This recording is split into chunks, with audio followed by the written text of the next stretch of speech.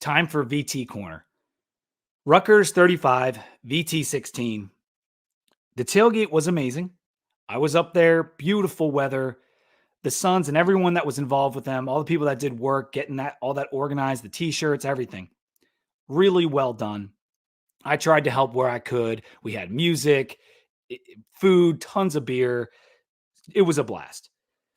Everyone was having so much fun. In fact, I don't think most people wanted to even walk to the game because the Silver Lot was pretty far from the game. But we did all make it. But what a great day. Before the game started, we had a great day. And so many listeners for the Suns and for Two Deep came up to us, said how much they enjoy the pod. Kyler and so many more. I can't remember, but Basil, longtime listener of the 2D pod, he came, he brought me beer, which I'm going to review in the upcoming shows. Thank you guys for showing love, showing out.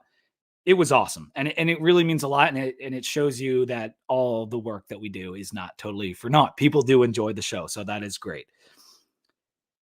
As for the game, it started about as poorly as you could imagine. We fumbled on the second play. Rutgers scored on the following play. They went up 7-0. And there was such a crowd, and I had to pack up the tailgate, that by the time I got into the game, it was 7-0. So I never saw VT tied or winning this game. Though that's a little disappointing. It was 21-3 Rutgers at the half. And that was an eye-opener, right? You're sitting there. It's a beautiful day. You look up at the scoreboard, and Rutgers is beating your team 21-3. I don't think any Hokie was particularly hopeful at that point. However, Drones came out in the second half. He brought us back a bit. We got it to 21-16 on that Felton TD, which was so great. And the Tootin TD. Tootin ran hard again. He's so good. But then Rutgers just grinded us into the turf. 2 killer drives, just doing whatever they want on the ground. And we couldn't stop them. And that was the story of the game.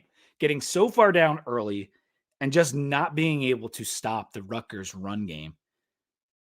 But I will say the secondary story was Kyron Drones looking competent. He looked better than I expected. And I was expecting good stuff from him. But he honestly, he exceeded my expectations. I'm going to talk about Kyron in 1 second. I want to just talk about our run defense. Rutgers ran for 256 yards. 7.5 yards a carry. They're getting 75% of a first down on every carry. That is so bad. It is so bad. We are currently 122nd in yards per carry allowed. That is brutal. On the season, we're allowing 5.17 yards per carry. Teams are getting half a first down on every carry against the Hokies. And that is really annoying when our oldest, most experienced group on the team is defensive tackle. I'm not putting it on the defensive tackles because this is largely, I think it's almost largely a linebacker and DB issue. And we have had guys banged up. Tisdale didn't play in this one. Don't know why. Peoples didn't play again. Jenkins got banged up. I know we're hurting. I know it. But this run defense being 122nd in the country after a rich history of all the defense we've had and even being solid against the run last year for the most part, it sucks. And we knew what Rutgers was going to do. We knew it. Robbie and I talked about it. Like they wanted to run the football. And to not be able to stop it when you know it's coming, it is rough. I got a stat here on the screen from Billy Ray. Thank you, Billy Ray. The injuries are killing us, but we got to get better in the run game. We just got to get better. And look at this one. Wimsat Saturday, 7.9 yards per attempt, a TD, 46 yards through the air, 1 TD. Wimsat played well. I mean, and we knew he's not a good quarterback, but he could run. And I'm frustrated. And the run D's got to get fixed before we play Marshall because Rasheen Ali, 10th in the country in yards per game, 111 yards rushing per game for Rasheen Ali. So the exact thing we suck at, Marshall is very good at. And so we got to figure out a way to get better in the run defense. Let's talk about Kyron Drones.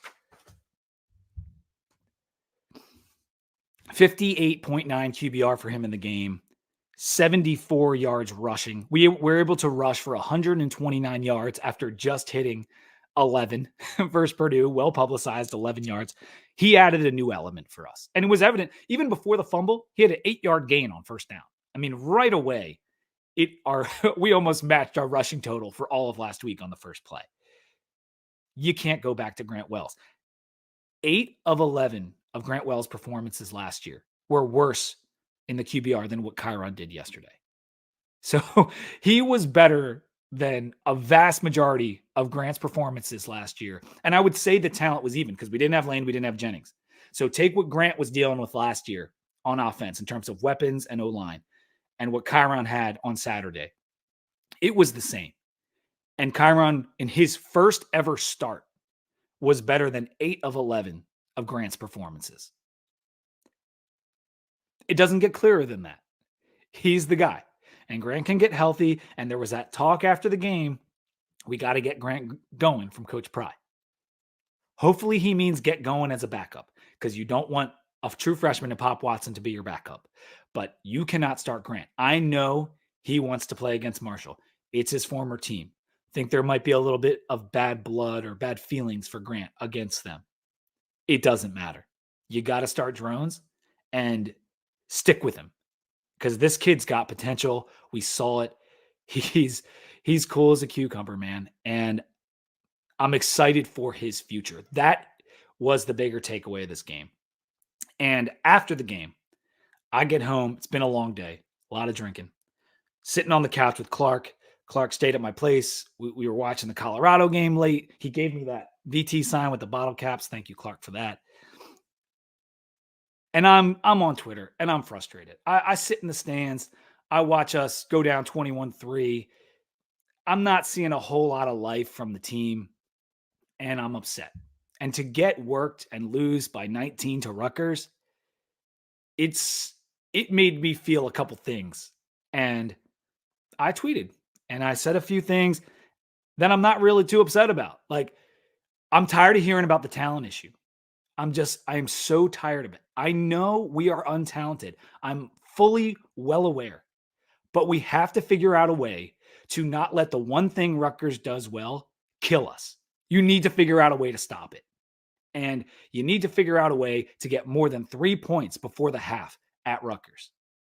And a lot of what I said was correct. It was embarrassing to lose that game to Rutgers. I do feel like it's a new low. Positive, Pete? Let's hope this is a rock bottom. I really liked what I saw from Drones as I was able to observe more after the game. Like I said, in the stands, it's always hard. I'm excited about the kids' future. I'm excited about our future, especially if we get Lane back. If we get Lane back, getting that slot receiver for a young QB is going to be important. And I think we can expose the middle of the field. That's something Billy and I were chatting about on the phone yesterday. We didn't really throw down the middle too much. And more tight ends throws, more slant passes, get more running back, whatever you got to do. You got to use all aspects of the field and do what makes Kyron Drones comfortable. And I think he will continue to excel. We're going to talk more about Rutgers and Marshall on our 2 Deep episode in a couple days.